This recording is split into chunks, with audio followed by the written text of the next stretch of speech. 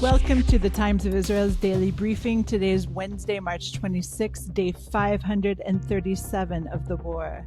Amanda Borschel-Dan here with our senior analyst, Haviv Rettig Gur. Hi, Haviv. Thanks for joining me today. Hi, Amanda. The 2025 budget bill passed yesterday, just days before the March 31st deadline to pass it before general elections would have automatically been called. The total budget was 756 billion shekels, which is $203.5 billion, and it's the largest in Israeli history. So we're going to discuss its ramifications, including the increased stability that this now gives the Netanyahu government and what it may mean for that moving forward on all fronts. In the second half of our program, we're going to discuss initial reports of hundreds of Gazans who are protesting the Hamas regime yesterday and what this may mean in terms of the war moving forward. All this and more when we're back. I like what I do as a Jew, and I find it interesting and meaningful, but I want to learn about what's out there and how do the rest of our people connect.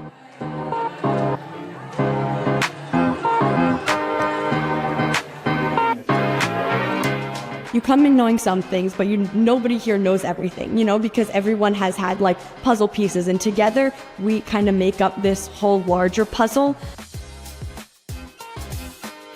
I think the Hartman Fellowship has impacted me as a Jewish leader more than any other Jewish program that I've done, because it sort of broadened my horizon on what exactly it means to be a Jewish teen and what sort of Jewish teen learning looks like.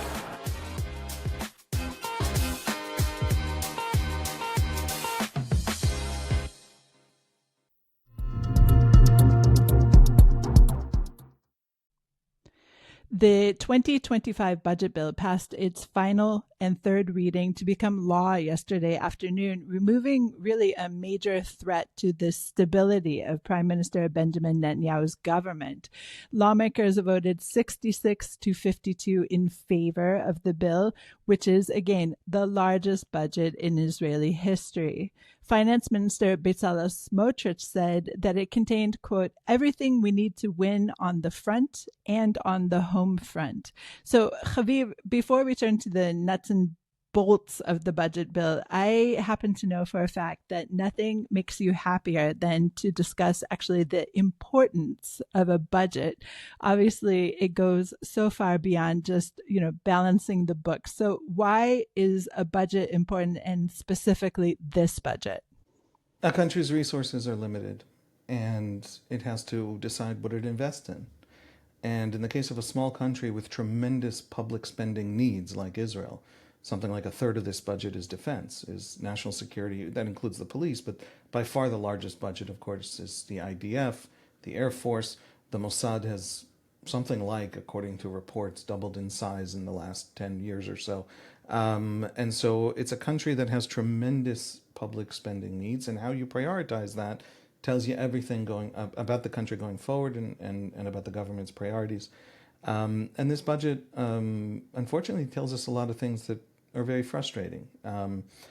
Nearly everything was cut because the spending on the war has been tremendous. The defense budget doubled basically last year.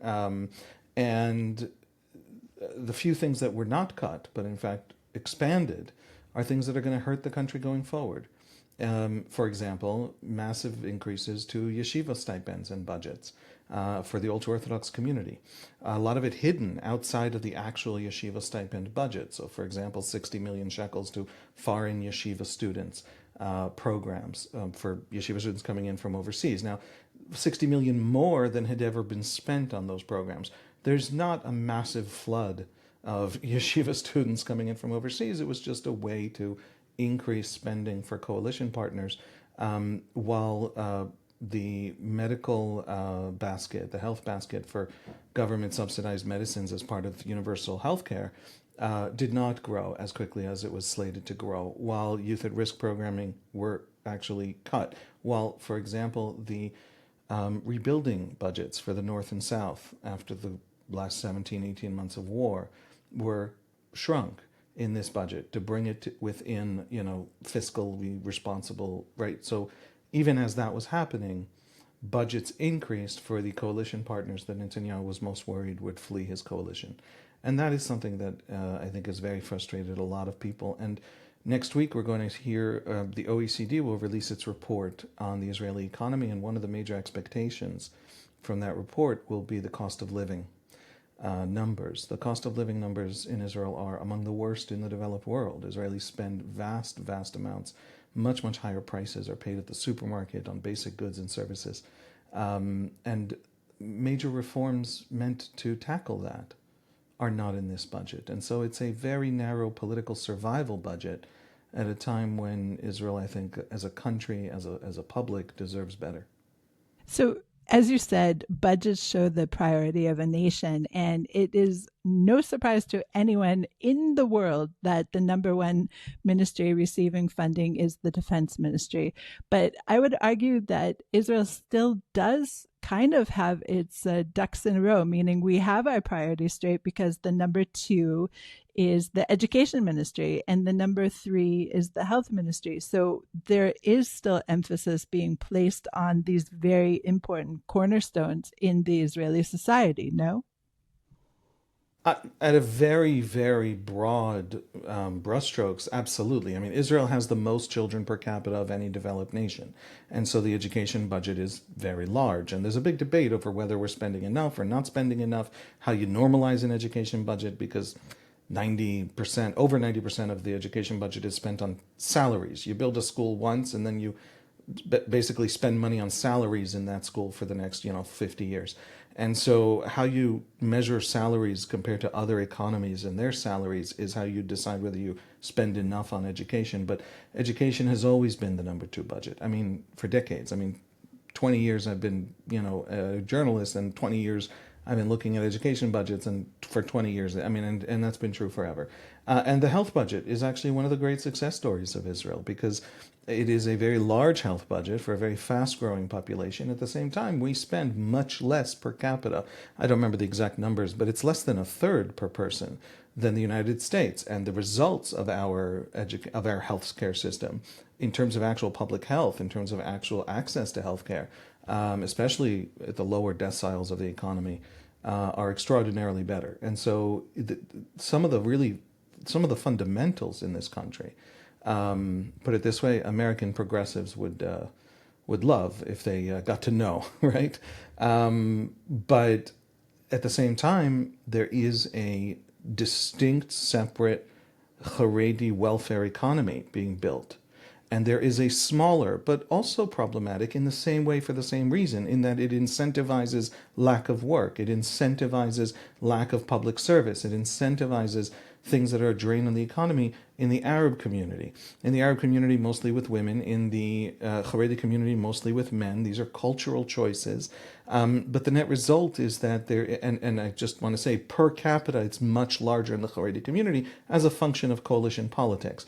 But it still also exists in the Arab community, relatively low rates of work among Arab women.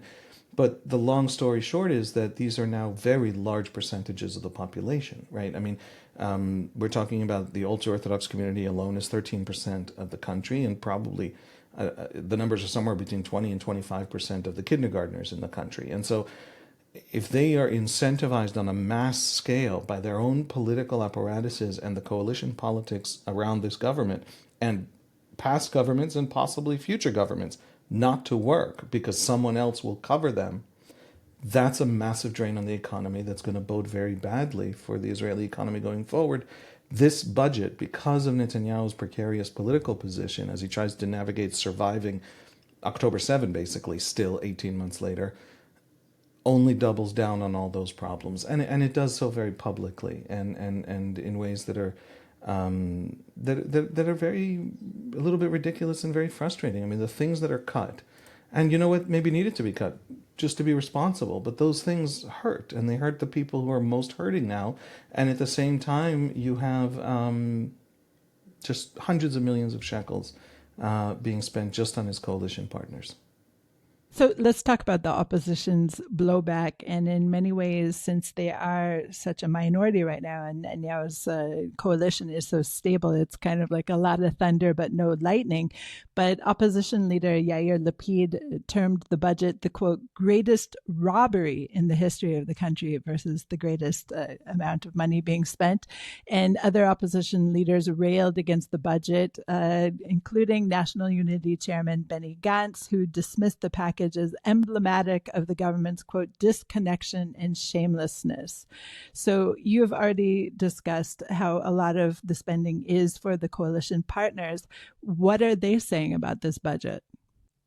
Some of it is just obviously political grandstanding. It's a moment in which, right, because of the big political fight over the return of some pieces of judicial reform, Netanyahu's fight to fire Ronen Bar, the head of the Shabak, the budget debate, even as the last vote was taken on the final budget, was pushed to the back pages.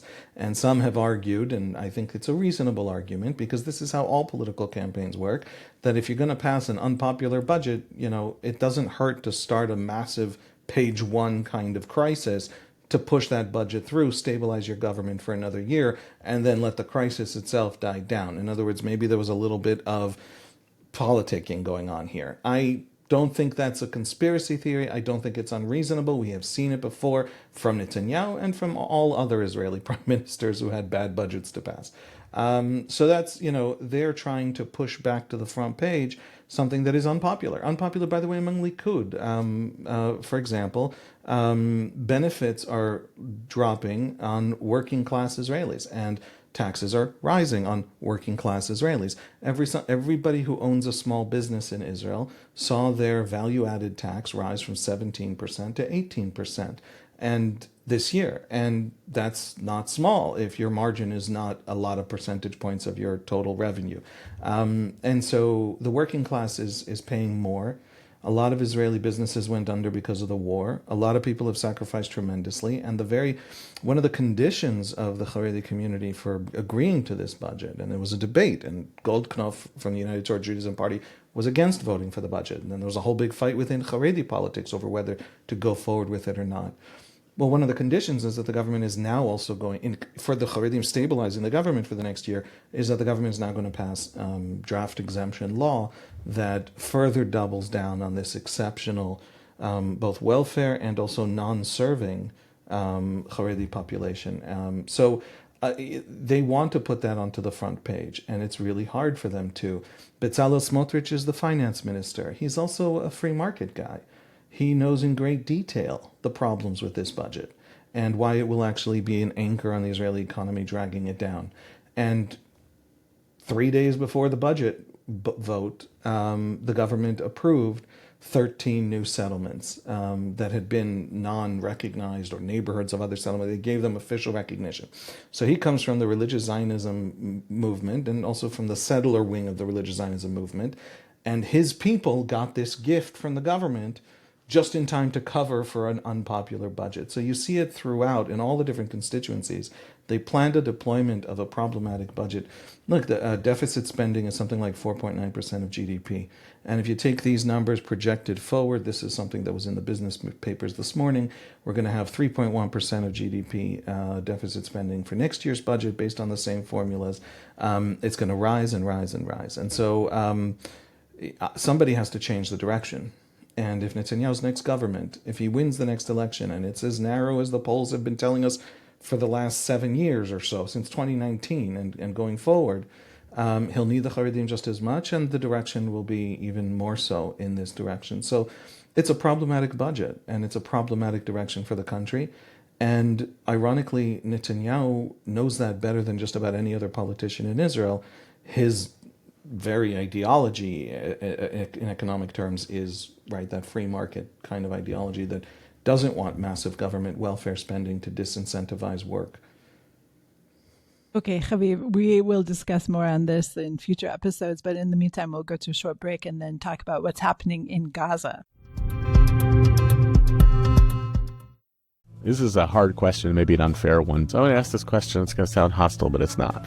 That's a big question. Yep. Hi, everyone. Welcome to Identity Crisis, a show from the Hartman Institute creating better conversations about the essential issues facing Jewish life. What I try to do with my podcast is my guest is my guest, and my job is to create the best version of a conversation on the issues that guest is coming to talk about. I'm honored today to be joined in conversation by Yair Golan. I've found Yair to be a surprisingly straight shooter. I really appreciate that I'm joined here today by Noah Schroyer, a legal advisor to the ICRC.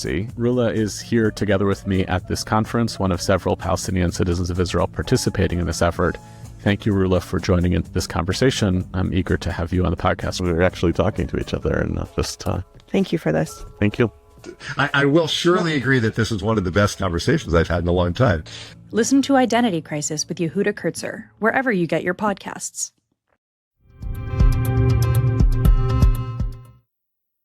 And we're back. Hundreds of Palestinians protested against Hamas rule and against the war in at least 3 locations in Gaza last night, in relatively rare occurrences in the Strip. And footage showed about 100 residents of Beit Lahia, which is in the northern Gaza Strip, holding a protest calling for an end to the war and an end to Hamas's governance, with some demonstrators carrying signs reading "Stop War" and "Children in Palestine want to live." Hours after that first protest, another anti-war and anti-Hamas demonstration was held in northern Gaza's Jabalia refugee camp, with dozens of demonstrators burning tires and chanting, "We want to eat." And as news of these 2 protests spread, other demonstrations broke out across Gaza, including one in the major southern city of Khan Yunis, where protesters were filmed chanting, "Down with Hamas," and calling for an end to the fighting. Now, in Palestinian papers, apparently the protest against Hamas was whitewashed, and they did actually report on the protests themselves, but saying that it's an end to the fighting in general. So, Haviv, I don't know, I'm feeling optimistic, shall we say, to see these first signs of maybe a tide change, something going on among the Gazans themselves and rising up against Hamas. But do you think it's just way too soon to feel this optimism? No, I think it's, what did Churchill say? It's not the end. It's not the beginning of the end, but it is perhaps the end of the beginning. For 18 months, I and many others, we'll call them analysts of the Israeli psyche, including obviously half of the Times of Israel, my colleagues at the Times of Israel, have been writing that Hamas would not remain in power in Gaza. It doesn't matter how long it would take. It didn't matter what effort it demanded. It didn't matter how much suffering or war it was required. It didn't matter what Iran or its proxies would do to us. We didn't know we had these successes ahead of us with Hezbollah. We thought it would be a terrible war in the north. Hamas would not remain in power in Gaza. And what we actually argued was that the great tragedy for Gaza wasn't even in those first massive waves of airstrikes as the Israeli Air Force sort of tried to get to tunnels the hard way, the blunt force trauma way, before the ground war began, which actually was much easier on civilians than the air war that preceded it. Even that wasn't the tragedy. The tragedy would be the incredibly long period of time it would take for Hamas, for its supporters in Qatar and Al Jazeera, for its supporters at Columbia University to realize that this war doesn't end without Hamas out. All of these groups of people, this whole ideological universe, believed that Israel was actually destroyable and that the chips were now down and the decisive moment had arrived and Gaza could be sacrificed to that great end. And it wasn't going to work. And it didn't matter if you love Israel, if you hate Israel. I'm sorry for the rant. It's going to end in 1 second. It doesn't matter if you want this to be true or not to be true. This war can't end. By the way, Netanyahu is marginal to this question. I happen to think Netanyahu actually slow-walked the war. I think he could have been much, much more aggressive on Hamas and saved everybody a lot of time and suffering. But even if you actually like, on the Israeli side, like Netanyahu around the war and think that Gantz or anybody else would have done much worse, there's nobody who could have literally stopped the war with Hamas in power for any length of time. The most fundamental fact of this war is that it would not end. Gaza's future would not begin until Hamas is out of Gaza. And what we just saw was the second big hostage deal in which Hamas marketed it to Gazans, sold it to Gazans as an end. And it had these hostage circuses of the hostage releases to show that it was in charge. It hunted people down in the streets it accused of being collaborators, which is mostly just critics of Hamas over the last 17 months. It killed them in broad daylight, and it uploaded videos of those killings to the internet so all Gazans could see that you don't challenge Hamas. Hamas's claim now was the war's over. Well, guess what? The war's back, and it will continue to be back again and again and again and again. And Gazans are realizing that there is no path out for institutional survival in Gaza for Hamas. There isn't one, no matter how much Hamas claims there is.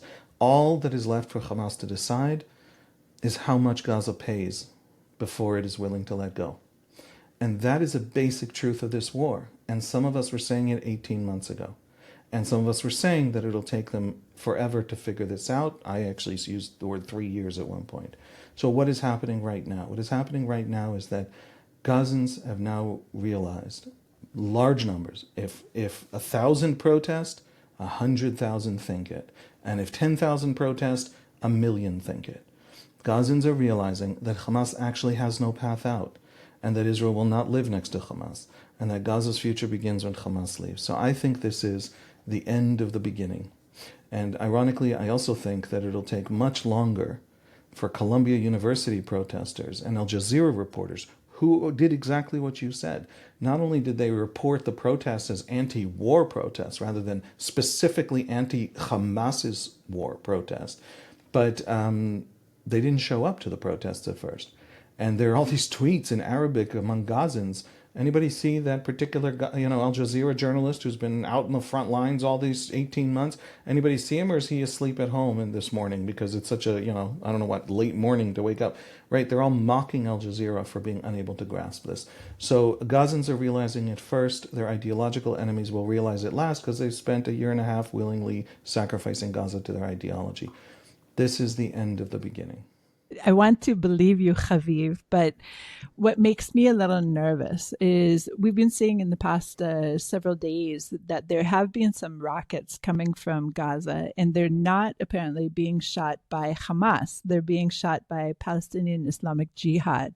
And so whenever you take one bad actor from this, constellation, it leaves a vacuum. And the question always is, what will fill the vacuum, and could it be actually worse than what you had to begin with? So we still have Palestinian Islamic Jihad. We still have all sorts of other bad actors in Gaza. We say Hamas as this kind of archetype of the terrorist in Gaza, but there are more regimes ready to fill that vacuum right away, and that's what worries me as well. Right, that's the problem with Gaza long term, unlike Lebanon, where there's a lot of Lebanon that isn't Hezbollah. Most of Lebanon isn't Hezbollah. Can they unify? Can they fill the vacuum? Can they prevent Hezbollah from retaking in Iran's name the Lebanon again and continuing the slow destruction of Lebanon? But there is that hope for the future because there is the rest of Lebanese politics. In Gaza, there isn't the rest of Gazan politics. It's all Hamas, and what isn't Hamas is some other version of Hamas. However, even those are having a hard time explaining anything. It doesn't really matter. Islamic Jihad could not operate if Hamas didn't let them. Islamic Jihad are a direct proxy of Iran, unlike Hamas, which is embedded in the Iranian proxy system, takes help from Iran, money, funding, training, but it doesn't actually obey Iran. Islamic Jihad obeys Iran. It's literally a Hezbollah Sunni version in Gaza. So that's a war you take to Iran. What else is there? There's a little bit of ISIS that went in and out of Sinai for a little while that Hamas cracked down on in some violent battles in the streets of Gaza a few years ago. You actually can crush all of it. And it's doable, and the fact that they can still launch rockets occasionally, but that's it. There's nothing left. Can these Gazan terror organizations and authoritarian, Islamist organizations continue to ruin things? Sure. Will they refuse to let go? Is this just the end of the beginning and no more than that? Because there's still a long, long path before you actually loosen Hamas's claws from Gaza and push it out as an institution? Yes. Do you then have to have a massive de-radicalization project in Gaza? Yes. Is there concern the Israeli government might not have politically the capacity to push through that kind of a future for Gaza? Yes. Every problem is true. Every question is correct. Everybody should be asking them. There is a simpler truth and a larger truth on which all these other truths depend, which is there is no future for Gaza with Hamas. There's no capacity in Israel, in Israeli politics, on the left of Israeli politics, never mind the right, to let Hamas remain in Gaza. And so Gaza's future begins only when Hamas is gone, and it's still going to be a long path to seeing that. But after the failure of Hamas now to hold back the war, even with 59 hostages still left in Gaza, Gazans are saying, wait a second, maybe they have no strategy. Maybe they fundamentally misunderstood Israelis. Maybe this was a mistake. And then everything was ruined for nothing. And so that realization, the sooner it dawns, the sooner a better world can be born out of this destruction. Okay, listeners, we are definitely following this on the website, so please check out our live blog for more updates. Haviv, thank you so much for joining me this morning. Thanks, Amanda. Thanks for listening to the Times of Israel's daily briefing. Please check out another installment tomorrow. This episode was produced by the Podwaves. If you have any questions or comments about this or any other episode, please drop us an email to podcast@timesofisrael.com. Until tomorrow, shalom.